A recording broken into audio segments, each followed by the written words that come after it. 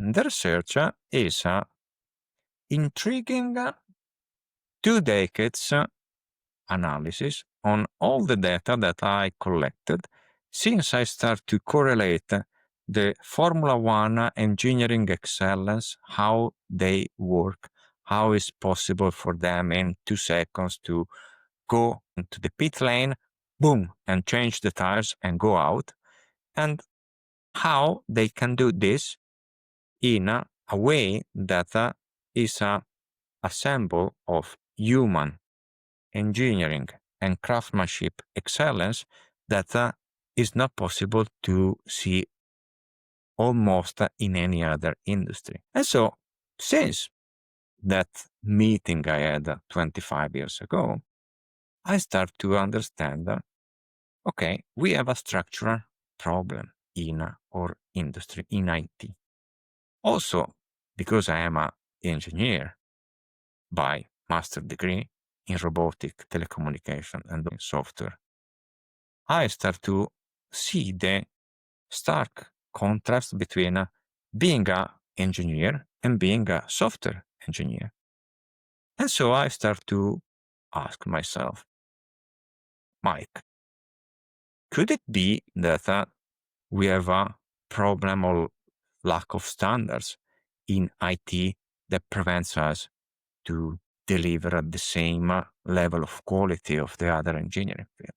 And this was the question I start to ask myself almost 2 decades and a half ago.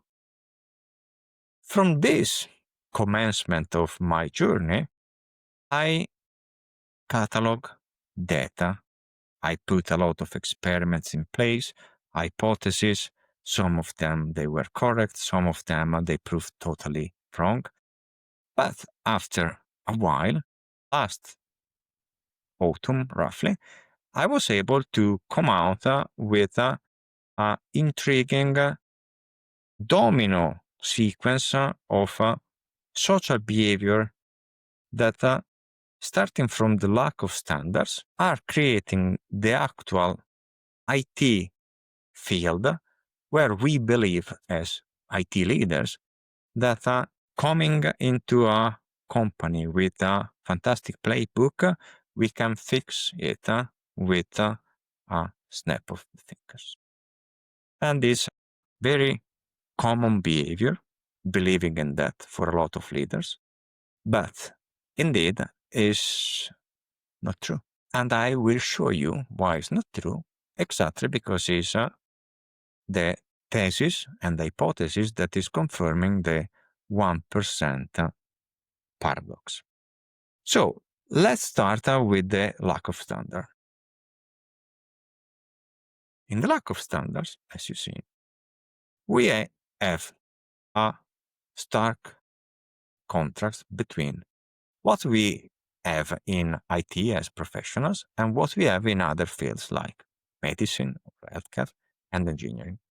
So in medicine and in healthcare, you need to comply to standards. You need to go and being registered in a registry where you are accredited to become a doctor, a surgeon, or an engineer that is capable to design a skyscraper.